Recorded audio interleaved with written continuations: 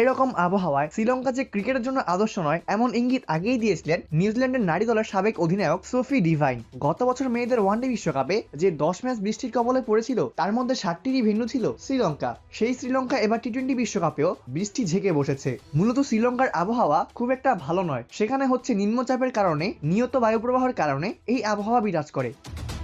শ্রীলঙ্কায় প্রতিনিয়তই বিকেলে বৃষ্টি হয়, আর এখানে ভৌগোলিক পরিবেশের প্রভাবে অর্থাৎ ভৌগোলিক কারণে প্রতিনিয়ত বৃষ্টি হয়ে থাকে। অতীতে অনেক ম্যাচেই শ্রীলঙ্কার ভেন্যুতে বৃষ্টির কারণে বৃষ্টিবিঘ্ন হয়ে আর খেলাতে পরিণত হতে পারেনি। সেই শ্রীলঙ্কা এবার টি-20 বিশ্বকাপেও বৃষ্টি ঝেঁকে বসেছে। আসলে গ্রুপ পর্বে একমাত্র যে ম্যাচটি জিম্বাবুয়ে আয়ারল্যান্ড বৃষ্টিতে পরিত্যক্ত হয়েছিল সেটির ভেন্যু ছিল শ্রীলঙ্কার ক্যান্ডি অর্থাৎ পাল্লাকেলে স্টেডিয়াম। আর সুপার 8 পর্বের প্রথম ম্যাচটাও জিতে নিল এই বৃষ্টি। রিজার্ভ ডে না থাকায় পয়েন্ট ভাগাভাগি করে সন্তুষ্ট থাকতে হলো পাকিস্তান ও নিউজিল্যান্ডকে। এবার ভেন্যু শ্রীলঙ্কার কোলম্বোর প্রেমদাসা স্টেডিয়াম। বাংলাদেশ সময় 7:30টায় খেলা শুরু হওয়ার কথা থাকলেও অবিরাম বর্ষণে একটি বলও মাঠে গড়ায়নি, ফলে আম্পায়াররা ম্যাচ পরিত্যক্ত ঘোষণা করতে বাধ্য হন।